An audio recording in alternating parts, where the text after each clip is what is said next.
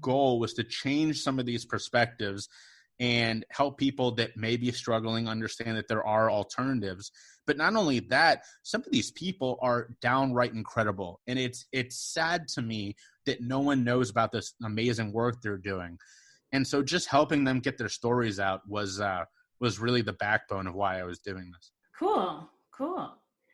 Now on your podcast, who have you been interesting? Who have you been interviewing and talking with? Well, Rockshana, I really appreciate that you would call my podcast interesting. That's so kind of you.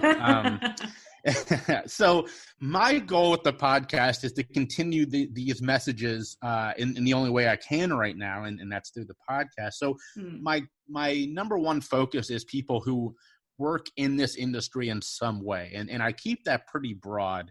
So I've had everyone from treatment providers to people in recovery who, do what I do and tell their story. I've had, 3 different musicians who make sort of uplifting music because of their own experiences. 1 who is in recovery, and 2 who just talked about what it was like to struggle with mental health. I have actually this week is with an amazing entrepreneur who has had to overcome her own challenges. And I've been on she now runs a morning show. She's great. And I've been on her morning show a couple times. So I keep it very broad because I want this to be accessible. If it was just people who work in the treatment space, let's say, I think a lot of people would be like, this doesn't really apply to me. But if they hear everyday people, or if they hear a person who works in this space but also tells their own story, then it becomes something you can relate to. Yep, that makes sense. And then, like you said, it's been heard. The people that work there, you've heard it all. Yep. Now, you said choose your struggle is something that you've said, hence why you named your podcast like that. Have you changed your struggle or chosen a different struggle? Yes. So that is the basis of choose your struggle. I, when I was at my worst, when I was, this was, somewhere 2008, 2009, when I really was at my lowest, my struggle was to simply get off the couch. My struggle was to avoid going through withdrawals because withdrawals are terrible. So I didn't get to choose what I was struggling for. I didn't have a choice. Life was choosing for me. And I see that as an analogy that so many of us are not choosing what we want to struggle for, whether it's the expectations of your parents or of society or of these lies we tell ourselves every day that we call misconceptions or we have just accepted as rules. Too many of us are not following our true passions or are not choosing. And I've had pushback on that. Someone saying, oh, well, everyone follows their own passion. We wouldn't have people to do the jobs nobody wants to do. And that's not really my point. My point is, if that makes you, if you're okay doing that because your goal is to have the house, the yard, the kids, and to be able to barbecue on weekends, that's awesome. Do your thing, man. Live that life you want to have. But there are so many people who are stuck in careers or are working for the weekend and don't really want to be, but are there by chance or by how their life has taken them. And that's the lesson that I sort of try to impart, is that it doesn't matter at the end of the day what your goal is, as long as you are the one deciding that, as long as you've decided this is my goal and this is why I'm going to work hard for it.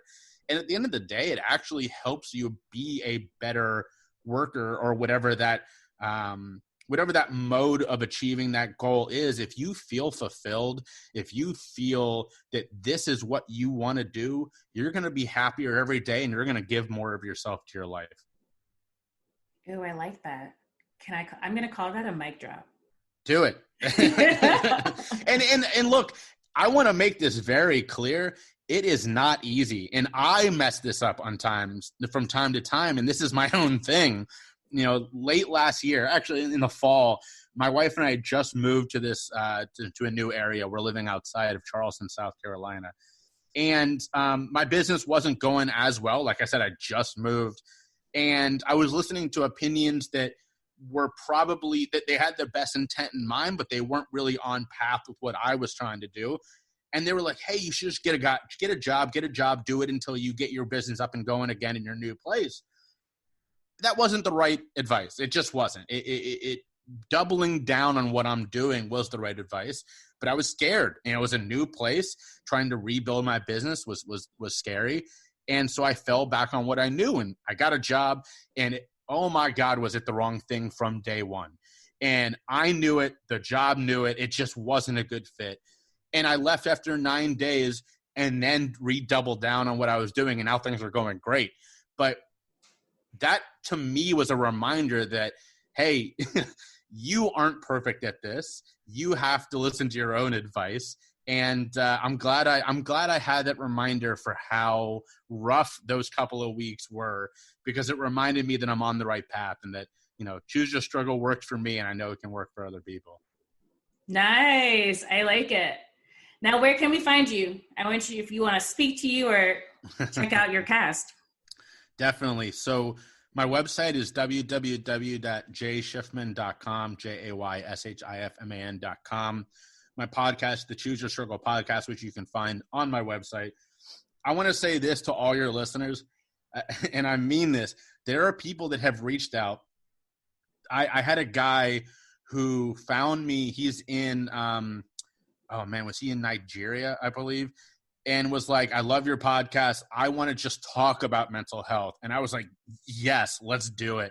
Mm-hmm. So there is a chance. If you reach out, I will listen. I can promise you that. It does not matter what time it is. If you call me and say, I'm afraid that I'm going to be on this ledge, I'm going to say, let me get some clothes on. I'm going to sit down and talk to you. Let's do this. So please reach out. You do not have to struggle alone. And if we have a good conversation and you've got a story that I think is a fit, you're going to find yourself on the podcast. So do not hesitate to reach out. I truly love these topics, and I cannot wait to talk to you. Awesome. Well, thanks for coming on my podcast. Enjoyed it. Definitely. This is fun, and I will say this: you asked some really, really good questions. You're very good at this, and it was an honor to talk to you. Thanks. Well, I hope I'm able to connect some of my listeners to you. Like you said, everyone has their own struggle, and I hope people are brave enough to reach out and tell you theirs.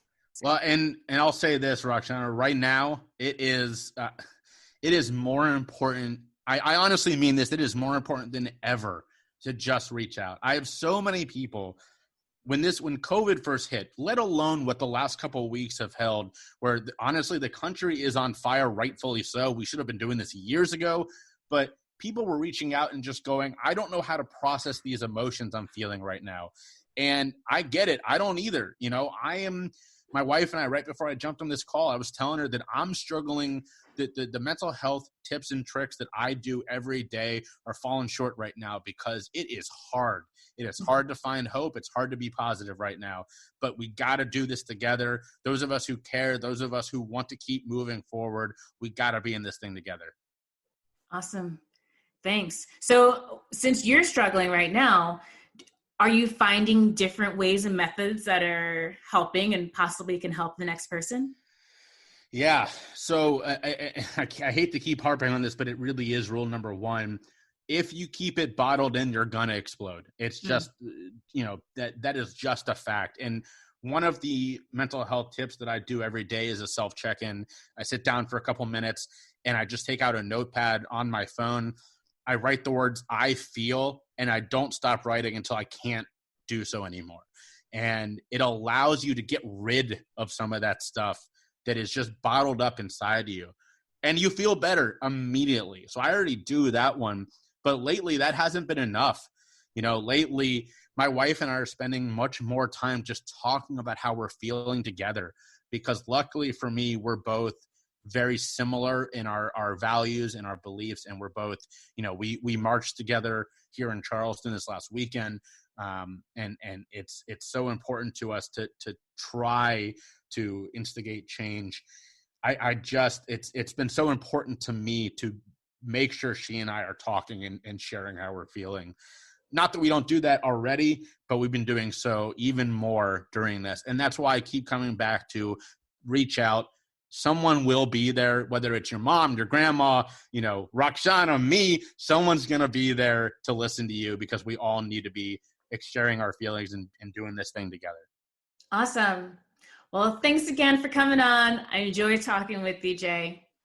Definitely. Thanks for having me. It was great. Okay. So choose your struggle. Your struggle is different from the person next to you, or it may be the same, but how you deal with it and what you do with it is your own. Reach out to people, reach out to anyone, talk about it, work through so that you are in a positive light. Thanks for tuning in to this week's episode. I'm your host, Rockshana. Our guest today was Jay Shiftman. Be sure to tune in each week for a new episode, and remember, everything and anything goes, the sky is the limit. Music for the Things of That Nature podcast is an original track brought to you by Jared Sacramento called Dosage.